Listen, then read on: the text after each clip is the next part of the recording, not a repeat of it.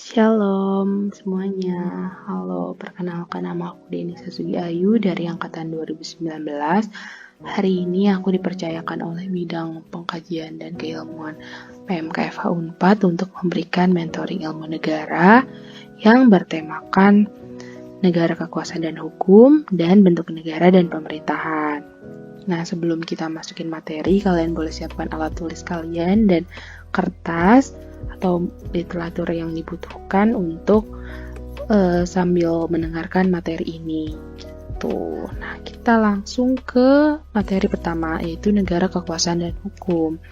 Nah, seperti ujaran yang sudah kita ketahui, yaitu hukum tanpa kekuasaan adalah angan-angan dan kekuasaan tanpa hukum adalah kelaliman. Nah, dari kalimat itu nih kita dapat bahwa hukum memerlukan kekuasaan untuk mendukungnya.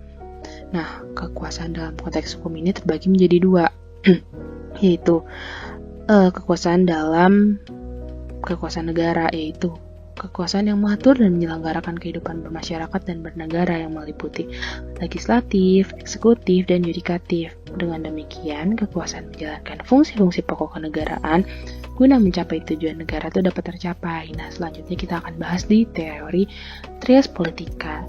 Nah, kekuasaan dalam konteks hukum kedua ini juga meliputi kedaulatan, karena seperti yang kita ketahui nih, kedaulatan itu merupakan hak kekuasaan mutlak yang tak terbatas dan tak terkecuali dan sifatnya itu paling tinggi. Dan makanya masuk nih ke dalam kekuasaan dalam bidang hukum, dan yang akan kita bahas juga nanti di ajaran kedaulatan yang terdiri dari berbagai teori ini.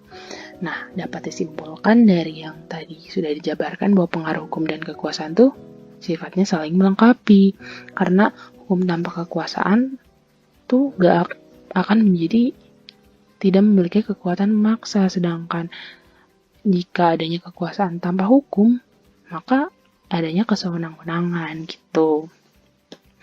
Nah, kita lanjut ke latar belakang trias politika. Nah, senada dengan ungkapan dari Lord Acton, yaitu power tends to corrupt, but absolute power corrupt absolutely. Nah, supaya nggak disalahgunakan nih, maka lahirlah pemisahan kekuasaan untuk penjaminan hak asasi manusia supaya tidak diperlakukan sewenang-wenang oleh penguasa. Jadi, harus dipisahin nih, jadi antara dua atau lebih kesatuan kuat yang bebas supaya mencegah satu orang atau satu kelompok tertentu nih mendapat kekuasaan yang terlalu banyak, dan juga untuk mencegah adanya pemerintahan yang diktator. Makanya lahirlah si trias politika ini. Nah, trias politika ini berasal dari bahasa Yunani, yaitu tri itu tiga, as itu poros, politika itu kekuasaan yang menjadi pilar demokrasi. Nah, trias politika ini pertama dipelopori oleh John Locke. Nah, John Locke ini dalam bukunya yaitu Treatise of Civil Government ini membagi menjadi legislatif, eksekutif, dan federatif. Nah, lalu karena Montesquieu melihat buku dari John Locke itu, membaca gagasan dari John Locke, dan juga dia mendengar dari praktek ketatanegaraan Inggris, maka dia mempopulerkan ajaran trias politika ini dalam bukunya, yaitu L'Esprit des Lois atau The Spirit of Law. Nah, apa nih pembeda antara John Locke dan Montesquieu? Kalau John Locke kan seperti yang tadi dibilang bahwa dia itu legislatif, eksekutif, dan federatif, sedangkan kalau Montesquieu itu legislatif, eksekutif, dan yudikatif. Nah, John Locke ini kan menambahkan yudikatif dengan federatif yang mempunyai tugas yaitu melakukan hubungan diplomatik dengan negara-negara lain, sedangkan Montesquieu ini merubahnya menjadi yudikatif aja, berdiri sendiri, sehingga fungsi alat kelengkapannya juga harus terpisah gitu, dan bukan lagi federatif gitu. Dan ajaran yang dipopulerkan itu ya legislatif, eksekutif, dan yudikatif. Seperti kita ketahui, legislatif itu yang bertugas membuat undang-undang, dan legislatif ini penting karena menjadi alat untuk menjadi pedoman hidup dalam bermasyarakat dan bernegara. Kalau yang eksekutif itu melaksanakan undang-undang, tapi dia nggak berdiri sendiri, dia punya wewenang untuk mendelegasikan kewenangannya gitu. Kepala negara nih, sebagai lembaga eksekutif itu boleh mendelegasikan kepada badan pelaksanaan undang-undang. Ada juga kekuasaan yudikatif yang bertujuan untuk mengadili pelanggaran undang-undang, memutus perkara, dan lain-lain. Nah, maka dari itu, ajaran ini kan namanya pemisahan kekuasaan. Seperti yang udah disebutkan tadi, masing-masing harus terpisah, baik lembaganya maupun orang yang menanganinya tuh harus terpisah gitu. Nah, Indonesia kan menganut Trias Politika. Nah, Trias Politika di Indonesia ini terbagi menjadi dua, yaitu Trias Politika sebelum amandemen dan Trias Politika setelah amandemen. Trias Politika yang sebelum amandemen ini seperti yang kita lihat ada DPR itu legislatif, Presiden itu eksekutif, MA yudikatif, dan itu Trias Politika. Tapi ada lembaga lainnya yaitu DPA dan BPK. DPA itu konsultatif atau sebagai pengawas, sedangkan eksaminatif itu untuk memeriksa keuangan negara. Nah, berarti belum mutlak atau tidak mutlak berlaku si Trias Politikanya ini. Dan kalau Trias Politika setelah amandemen, seperti yang kita bisa lihat di sini, ada sama MPR, DPR, DPD, Presiden Wakil Presiden, kekuasaan kehakiman, bedanya nggak ada DPA. DPA yang tadinya ada untuk memberikan nasihat dan pandangan tuh tidak ada, tapi tetap ada BPK sebagai lembaga eksaminatif. Jadi tetap tidak mutlak keberadaan dari si Trias Politika ini di Indonesia. Nah, kita mau lanjut ke ajaran kedaulatan. Nah, pengertiannya kedaulatan itu adalah kekuasaan tertinggi untuk menentukan hukum dalam suatu negara yang sifatnya tunggal, asli, abadi, dan tidak dapat dibagi-bagi. Nah, ini tuh dipopulerkan oleh Jane Bodin. Nah, Jane Bodin juga membagi kedaulatan menjadi kedaulatan ke dalam atau intern, yaitu kekuasaan negara ditaati dan memaksa rakyat untuk menaati. Sedangkan terbagi juga menjadi kedaulatan keluar. Nah, kekuasaan negara ini mampu mempertahankan diri terhadap serangan yang datang dari luar dan sanggup mengadakan hubungan luar negeri. Nah, karena adanya perkembangan nih, terbagi menjadi teori kedaulatan. Teori kedaulatan ini terbagi menjadi 5. Ada teori kedaulatan Tuhan, Raja, Negara, Hukum, dan Rakyat. Nah, teori kedaulatan Tuhan ini berkembang pada abad pertengahan, yaitu abad 5 sampai abad 25. Nah, teori kedaulatan Tuhan ini menganggap bahwa pemerintah atau negara memperoleh kekuasaan yang tertinggi dari Tuhan.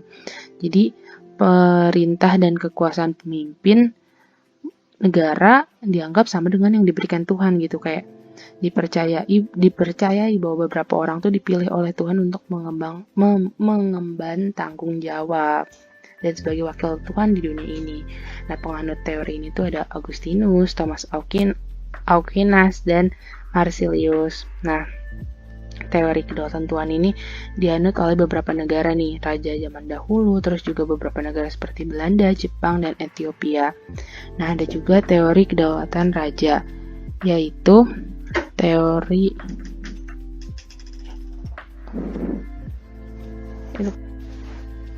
Nah, kalau tadi kan udah ada pengertian kedaulatan dan pembagian dari Jane Bodin mengenai kedaulatan ke dalam dan keluar.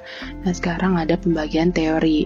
Nah, teori ini terbagi menjadi 5, yaitu teori kedaulatan Tuhan, Raja, Negara, Hukum, dan Rakyat. Nah, yang pertama itu teori kedaulatan Tuhan. Teori kedaulatan Tuhan ini berkembang pada abad pertengahan, abad 5 sampai 25. Nah, menganggap bahwa pemerintah atau negara memperoleh kekuasaan tertinggi dari Tuhan. Nah, dalam hal ini itu kepada pemimpin negara. Pemimpin negara itu dianggap berkuasa dan mengemban tanggung jawab sebagai pemimpin sekaligus wakil Tuhan di dunia ini. Dan penganutnya itu ada Augustinus, Thomas Aquinas, dan Marsilius. Jadi banyak dianut juga oleh raja terdahulu dan beberapa negara seperti Belanda, Jepang, dan Ethiopia. Nah, untuk selanjutnya adalah teori kedaulatan raja. Nah, ini berkembang pada abad pertengahan dan zaman berikutnya, itu zaman Renaissance. Nah, menurut ajaran Marsilius, raja adalah wakil daripada Tuhan untuk melaksanakan kedaulatan. Nah, raja memiliki tanggung jawab atas dirinya sendiri, dan kekuasaan yang diberikannya merupakan kekuasaan yang tertinggi di atas undang-undang, karena dianggap sebagai sebuah jelmaan dari Tuhan, dan ini merupakan pengembangan dari teori kedaulatan Tuhan tadi. Nah, tapi minusnya itu raja merasa berkuasa berbuat apapun karena merasa itu udah menjadi kehendak Tuhan. Jadi dia ya udah mau sewenang-wenang juga terserah gitu. Nah, negara yang mengikuti teori kedaulatan raja ini adalah Malaysia, Brunei, dan Inggris. Untuk selanjutnya ada teori kedaulatan negara. Nah, negara dianggap merupakan sumber dan pemegang kedaulatan dalam negara. Nah, kekuasaan tidak terbatas pada life, liberty, dan property. Mungkin dalam teori kedaulatan raja itu hanya terbatas dalam life, liberty, dan property, sedangkan di sini enggak. Nah, merupakan juga bentuk baru dari kedaulatan raja yang bersifat absolut. Jadi kayak pengembangan dari teori kedaulatan raja. Nah, negara ini pokoknya di teori kedaulatan negara ini memegang kuasa penuh atas sistem pemerintahan dalam negara itu. Nah, penganutnya itu ada John Bodin, George Jelnok, Paul Laban, Oppenheimer, dan Ludwig Gumplowicz. Dan negara yang menganut teori ini adalah Jerman saat dipimpin oleh Hitler, dan Prancis saat pemerintahan Raja Louis keempat. Nah, untuk selanjutnya ada teori kedaulatan hukum. Hukum dianggap merupakan sumber dari segala kekuasaan dalam negara. Nah, kekuasaan negara itu berdasarkan hukum dan diatur melalui hukum. Nah, pemerintah itu memiliki kekuasaan tertingginya tuh pokoknya hukum gitu. Dan kekuasaan yang tertulis maupun tidak tertulis yang bersumber dari keadilan dan kesadaran hukum tuh pokoknya berpengaruh banget dan bertindak sebagai panglima dalam kehidupan bernegara. Jadi kayak hukum tuh harus ditegakkan gitu dalam teori ini. Pokoknya ini tuh merupakan reaksi keras dari teori kedaulatan negara, kayak kritikan dari teori sebelumnya. Dan teori ini menjadi dasar dari konsep negara hukum. Nah, penganutnya itu adalah Leon de Guet dan Hugo Cravit. Dan negara yang menganut teori kedaulatan ini adalah Indonesia dan Swiss. Nah, teori kedaulatan rakyat itu intinya adalah sumber dan pemegang kekuasaan tertinggi di dalam negara adalah rakyat. Pemerintah hanyalah wakil rakyat. Jadi kayak kekuasaan itu diberikan kepada orang-orang tertentu yang disebut dengan penguasa gitu, untuk bertugas menjaga hak-haknya rakyat. Jadi kayak menitik beratkan dari rakyat untuk rakyat dan oleh rakyat. Nah, ini tuh sudah berkembang sebenarnya dari zaman gerakan kaum anti raja-raja, namun mencapai puncaknya atas jasa Jean-Jacques Rousseau yang merupakan seorang dari tokoh teori hukum alam. Nah, kalau yang pakai teori kedaulatan rakyat ini seperti yang kita ketahui, Indonesia kan pakai nih. Terus juga Amerika Serikat dan Prancis juga pakai teori kedaulatan rakyat ini. Gitu. Nah, kita akan beralih ke pembahasan selanjutnya, yaitu bentuk negara dan pemerintahan. Nah, dalam pembahasan ini ntar akan ada pembagian, ada pembahasan tentang bentuk negara, bentuk pemerintahan, sistem pemerintahan, dan teori muncul dan lenyapnya negara. Nah, bentuk negara ini merupakan sistem penjelmaan politis daripada unsur-unsur negara. Dan ini tuh lebih meninjau ke sosiologisnya gitu. Nah, bentuk negara itu kan terbagi menjadi dua, yaitu tunggal yang terdiri dari satu negara, dan jamak terdiri dari satu negara pusat dan beberapa negara bagian.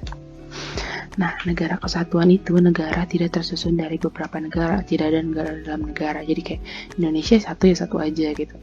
Nah, terus kalau selanjutnya adalah cirinya hanya satu pemerintah, yaitu pemerintah pusat. Nah, pemerintah pusat itu punya kekuasaan serta wewenang tertinggi dalam bidang pemerintahan negara.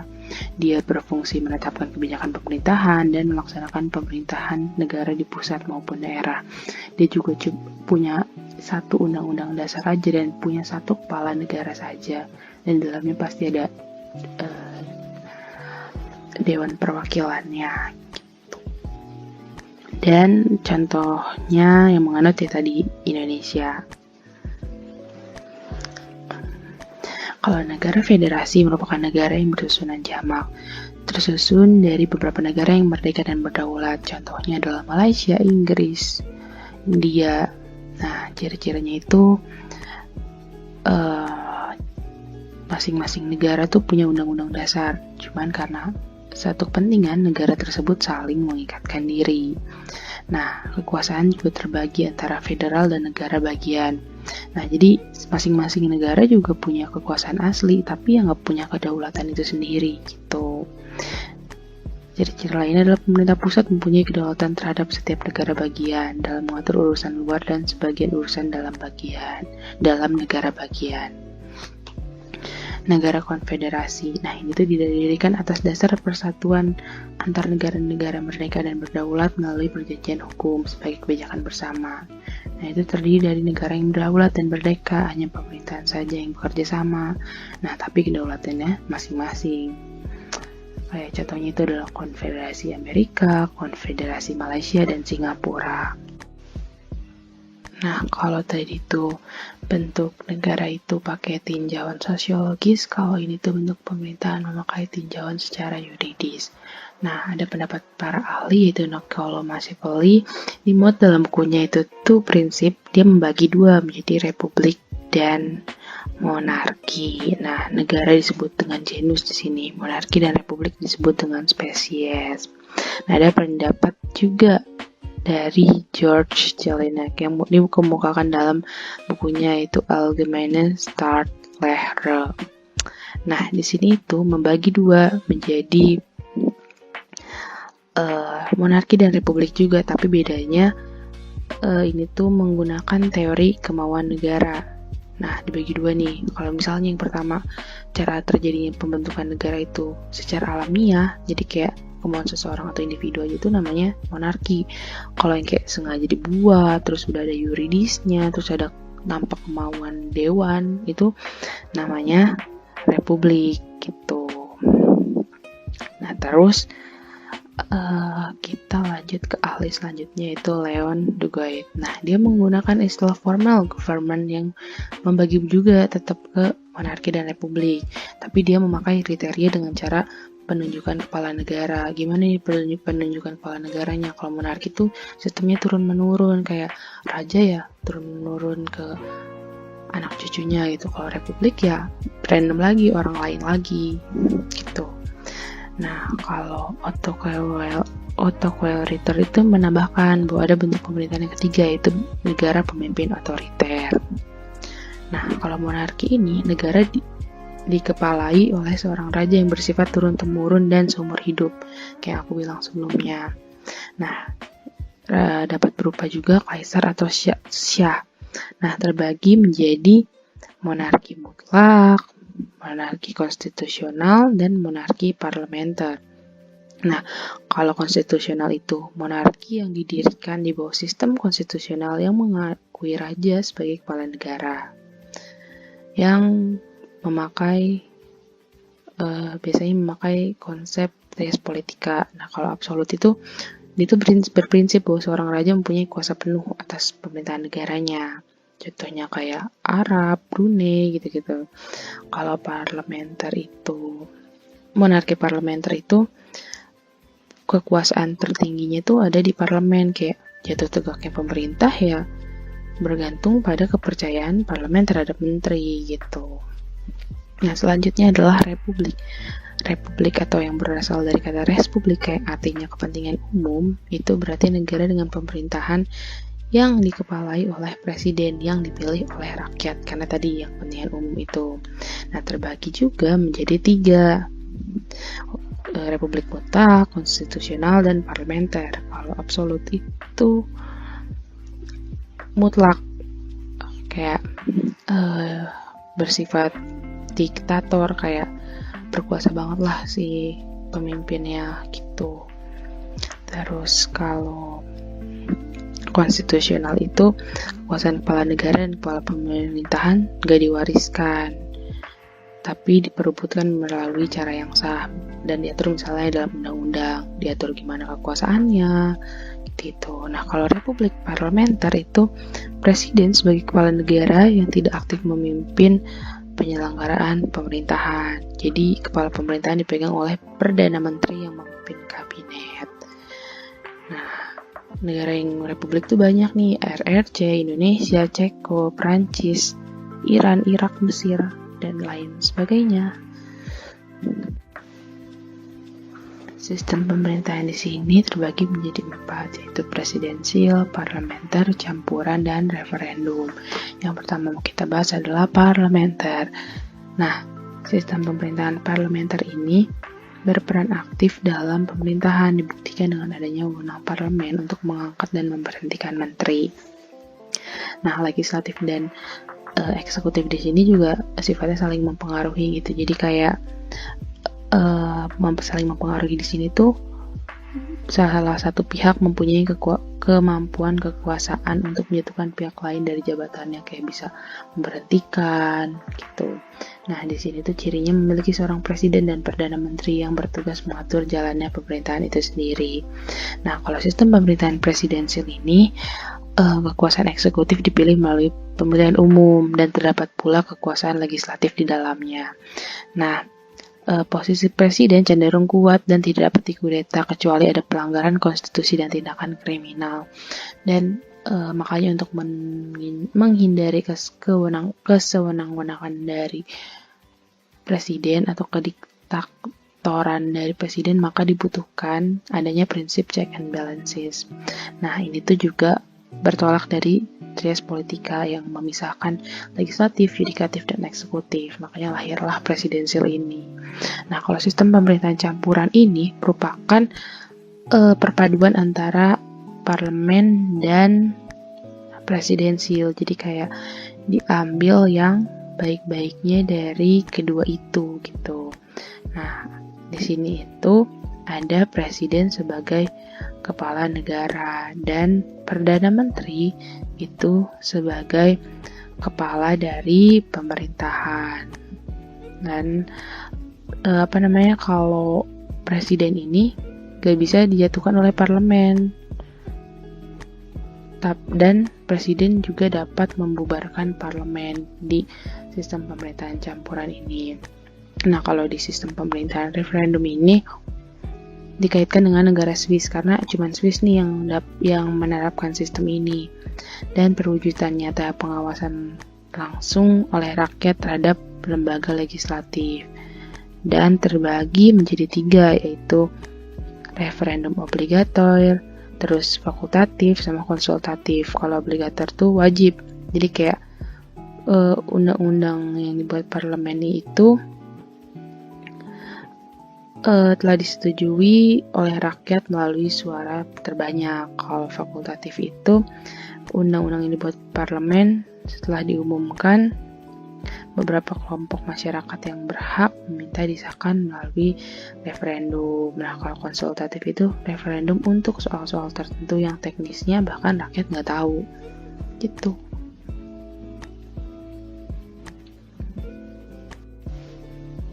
Nah, pertumbuhan negara atau munculnya negara itu kita memakai teori dari Jelenow.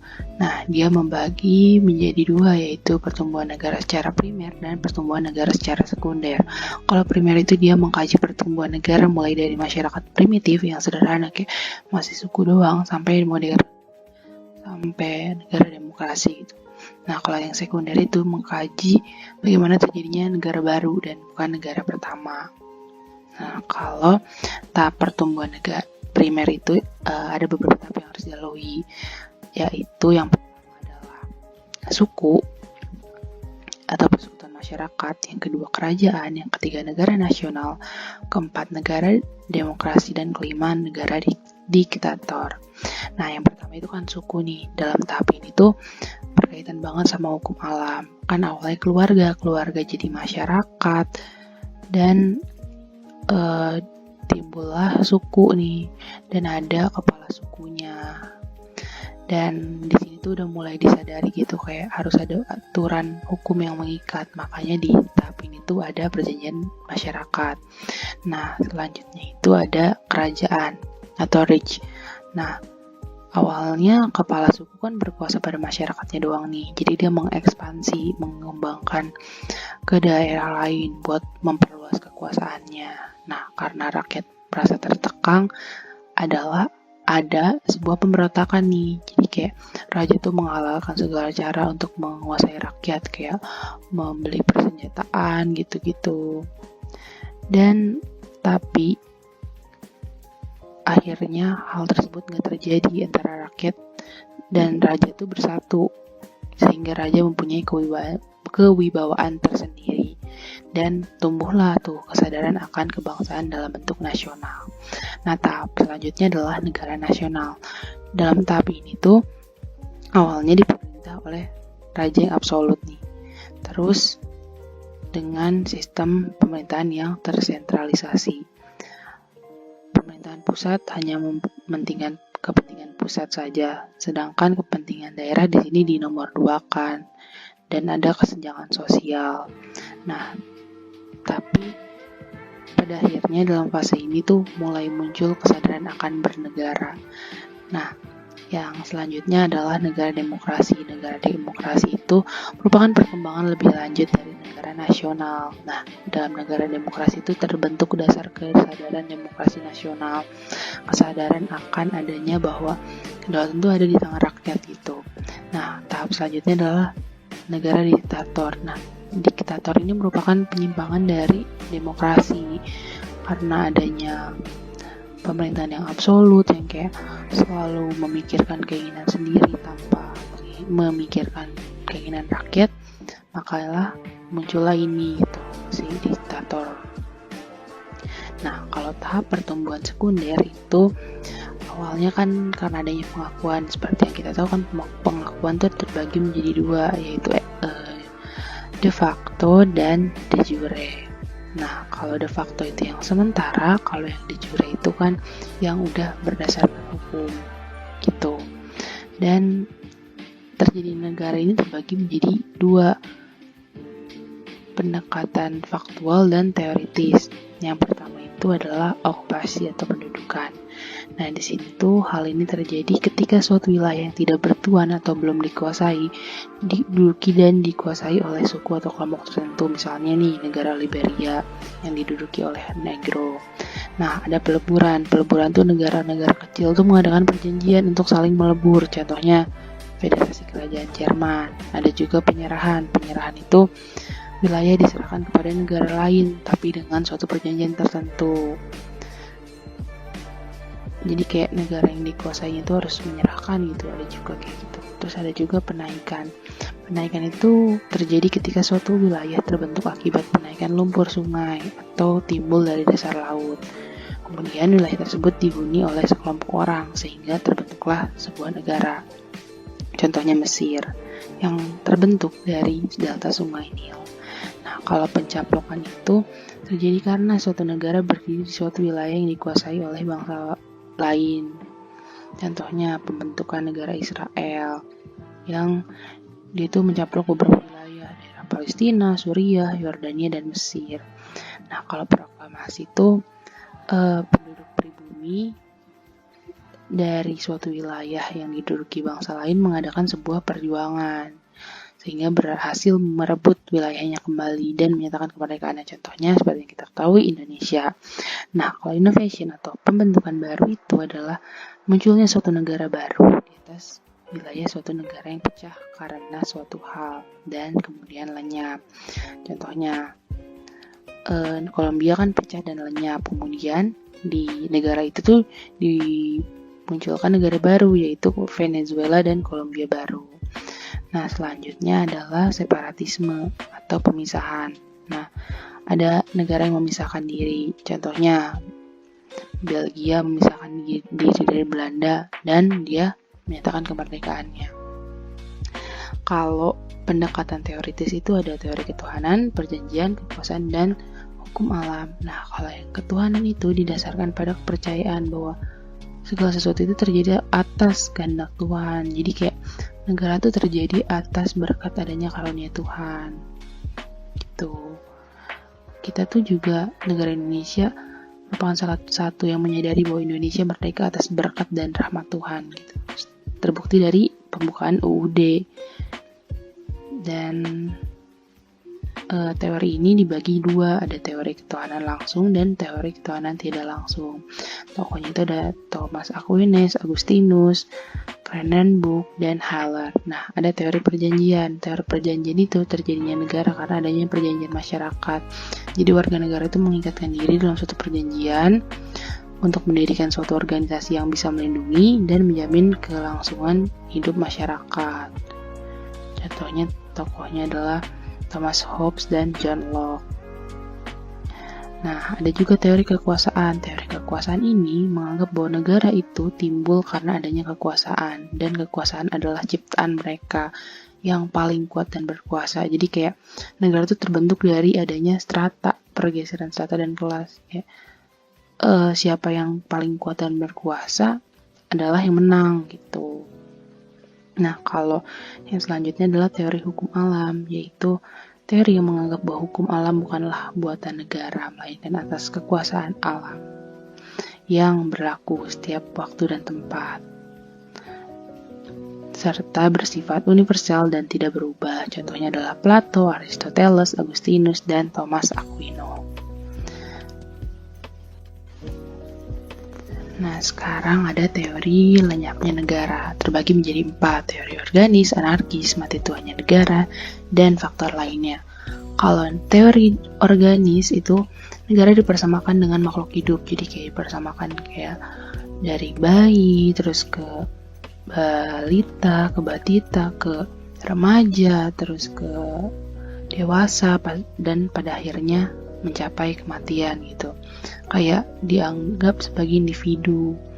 Jadi kayak suatu saat tuh bakal mati dan lenyap.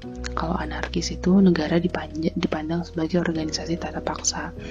Jadi menurut teori ini di negara itu merupakan suatu bentuk susunan tata paksa yang sesuai jika diterapkan dalam tatanan kehidupan masyarakat yang masih primitif. Jadi kalau kayak udah perlahan-lahan modern, maka ya perlahan-lahan juga negara itu akan lenyap gitu. Dan muncullah masyarakat yang baru. Nah, kalau mengenai teori mati tuanya negara, itu negara berdiri dan lenyap menurut syarat dari objektifnya sendiri. Dapat dikatakan kayak negara akan berdiri jika syarat-syarat berdirinya suatu negara terpenuhi, maka ya tetap berdiri. Kalau misalnya nggak terpenuhi persyaratannya, ya negara tersebut bakal hilang dengan sendirinya. Nah, ada juga pendapat dari Profesor Wirjono Projodikoro. Jadi negara dianggap berhenti, hancur, dan jatuh, maka unsur wilayah dan masyarakatnya ya tetap ada, tapi pemerintahannya yang musnah gitu. Kalau faktor lain itu alam, ada sosial. Nah, kalau alam itu contohnya kayak gunung meletus, misalnya meratakan semua jadi hilang. Terus pulau yang terendam air laut atau bencana alam jadi hilang negaranya. Nah, kalau sosial itu kayak ada revolusi, ada kudeta yang berhasil, terus adanya penaklukan, kayak suatu daerah yang belum ada yang menguasai terus diduduki oleh suatu bangsa. Terus juga adanya persetujuan dari pihak, terus adanya penggabungan, misalnya Jerman Timur dan Jerman Barat gitu. Jadinya salah satu negara hilang gitu. Dari teori lenyapnya negara. Terima kasih kepada teman-teman yang udah mau mendengarkan. Semoga ilmunya ini bisa bermanfaat dan bisa dipakai buat belajar untuk pelajaran ilmu negara dengan materi ini. Terima kasih semuanya.